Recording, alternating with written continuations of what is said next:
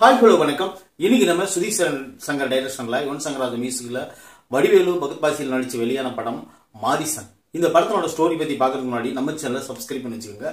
அப்பதான் நான் போடுற வீடியோ உங்களுக்கு வந்து கிடைக்கும். மாரிசன் இந்த படத்தோட ஸ்டோரி என்னன்னு பாத்தீங்கன்னா, பகத் பாசில் வந்து ஒரு திருடன். அவர் வந்து ஜெயில இருந்து ரிலீஸ் ஆகி வராரு. வரும்போது அதாவது அவர் பழைய தொழில் விட முடியாம இப்ப திருட்டு தொழிலே மறுபடியும் இறங்குறாரு. இறங்கும் போது என்ன பண்றாருன்னு பாத்தீங்கன்னா, ஒரு வீட்டுக்குள்ள போய் இறங்கி பார்க்கும்போது அங்க வந்து ஒரு முதியவர், அதாவது வடிவேலை கட்டி வச்சிருக்கிறாங்க சங்கிலியால. இப்ப என்ன பண்றாருன்னு பாத்தீங்கன்னா, அந்த சங்கிலியை அறுத்து வடிவேலை வெளியே கூட்டு போகணும் அப்படின்னு சொல்லிட்டு வடிவேலு இதை சிக்க வைக்கிறாரு. அதுக்கு காரணம் என்னன்னு பாத்தீங்கன்னா, நான் உனக்கு வந்து 25,000 பணம் தரேன், என்னை வெளியே கூட்டிட்டு போன்னு சொல்லிட்டு வடிவேலு சொல்ல, பகத் பாசில் வந்து 25,000 ஓகே அப்படின்னு சொல்லிட்டு கூட்டு வந்து வெளியே ஏடிஎம்ல விட, அவர் அக்கௌண்ட்ல பார்க்கும்போது 25 லட்சம் ரூபாய் அவர் அக்கௌண்ட் இருக்குது. இப்ப வந்து பகத் பாசில் என்ன பண்றாருன்னு பாத்தீங்கன்னா, இந்த பணத்தை எப்படியாவது வடிவேலு கிட்ட இருந்து நம்ம ஆட்டை போட்டுறணும் அப்படின்னு சொல்லிட்டு கூடவே போறாரு. போகும்போது திருவண்ணாமலை, பாலக்காடு அப்படின்னு சொல்லிட்டு அவரை அங்கங்க வடிவேல் கூட்டிட்டு சுத்துறாரு. சுத்தும் போது இதுக்கு பின்னாடி ஒரு பெரிய ட்விஸ்ட் இருக்கு அப்படின்னு சொல்லிட்டு தெரியாம ரெண்டு பேருமே ஒருவருக்கு ஒருவர் இந்த பணத்தை அடிக்க பகத் பாசிலும் அவருடைய மெமரி லாஸ வந்து அதிகமா யோசிக்கக்கூடிய வடிவேலும் ரெண்டு பேரும் சேர்ந்து ஒரு பெரிய இஷ்யூல மாட்ட போறாங்க அப்படின்னு தெரியாமலே ரெண்டு பேரும் பயணிக்கிறாங்க. இதுதான் இந்த படத்தினுடைய மொத்த கதையும் கூட. இந்த படத்தினோட ட்விஸ்ட் அப்படின்னு எடுத்துக்கிட்டீங்கன்னா, நம்மளுக்கு வந்து இன்டர்வலுக்கு ஒரு பெரிய லீடு கிடைக்குது, ஒரு ட்விஸ்ட் கிடைக்குது. அதுதான் இந்த படத்தினோட செகண்ட் ஹாப் பாக்குறதுக்கு நம்மள தூண்டுது. இப்ப என்ன ஆகுதுன்னு பாத்தீங்கன்னா, வடிவேல் வந்து ஒரு மெமரி லாஸ் ஆன ஒரு கேரக்டர்.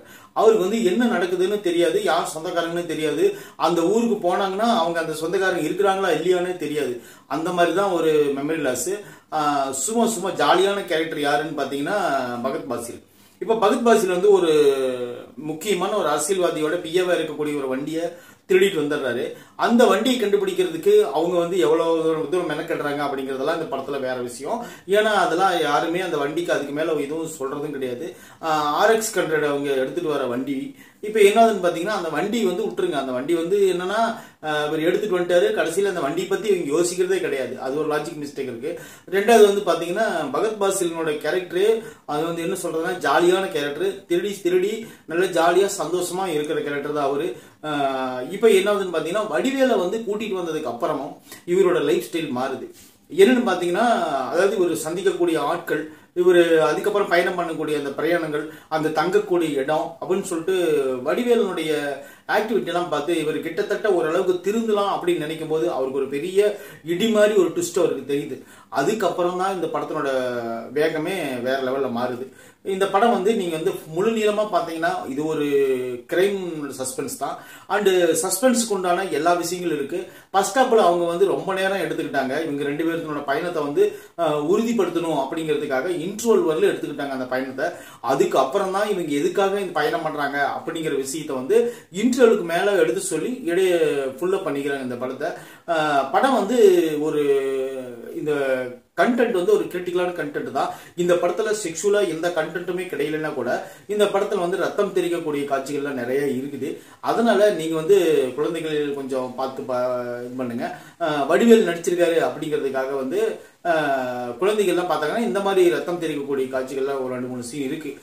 இல்லைன்னு சொல்ல, இந்த படத்துல வந்து ஆக மொத்தம் ஃபர்ஸ்ட் ஓப்பனிங்ல இருந்து கடைசி வரலும் இந்த படத்தை தாங்கக்கூடிய ரெண்டு கேரக்டர் தான் முக்கியமான கேரக்டர்.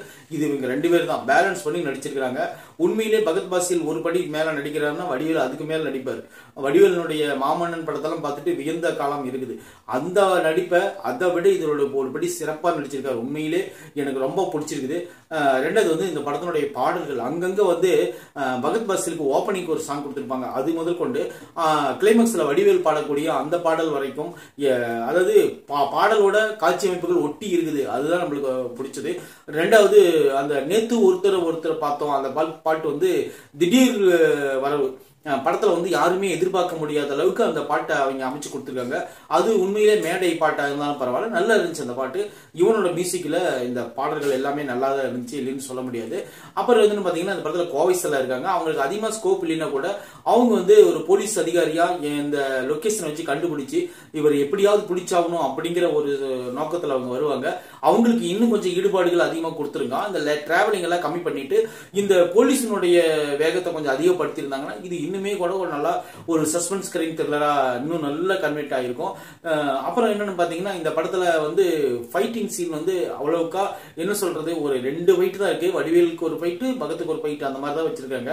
ஆனா இருந்தாலும் கிளைமேக்ஸ்ல நடக்கக்கூடிய அந்த சண்டை காட்சி நல்லா ஓரளவுக்கு பரபரப்பாவே ஏற்பாடு பண்ணி கொடுத்துருக்காங்க. மொத்தமா இந்த படத்தை நீங்க பார்க்கணும்னா ஒரு பேக்கேஜோட நீங்க யோசிக்கணும்னு பாத்தீங்கன்னா ஒரு சஸ்பென்ஸ் அண்ட் கிரைம் நாவல் பார்த்த மாதிரி தான் இருக்கும் இந்த படம். உண்மையிலே இந்த படம் வந்து நீங்க பார்த்து ரசிக்கக்கூடிய எல்லா விஷயங்களும் இந்த படத்துல இருக்கு. உங்களுக்கு டைம் கிடைச்சா கண்டிப்பா மாரிசன் படத்தை போய் நீங்க ஒரு டைம் தியேட்டர்ல பாருங்க. உங்களுக்கு வந்து ஒரு நல்ல ஒரு என்டர்டைன்மெண்ட் கண்டிப்பா கிடைக்கும்ங்கிறது எந்த மாற்று கருத்தும் கிடையாது. இந்த படத்தில் நடிச்சுக்கிற எல்லா நடிகர்களும் நல்லா நடிச்சிருந்தாங்க. அது போல இந்த படம் வந்து இந்த படத்தினுடைய கதை வந்து ஒரு சின்ன ஒரு கதை தான். அதை வந்து ரொம்ப இழுத்துட்டாங்களோ அப்படின்னு சொல்ல தோணும். ஆனா இருந்தாலும் அந்த அளவுக்கு இன்னும் கொஞ்சம் கம்மி பண்ணிக்கலாம். ஆனா படம் வந்து பார்த்து ரசிக்கக்கூடிய விஷயங்கள் எல்லாமே இந்த படத்தில் இருக்கு. அப்படிதான் நான் ரிவ்யூ பண்றேன். உங்களுக்கு டைம் கிடைச்சா இந்த படத்தை போய் நீங்க பாருங்க. நம்ம சேனலை சப்ஸ்கிரைப் பண்ணிச்சுக்கோங்க. நன்றி.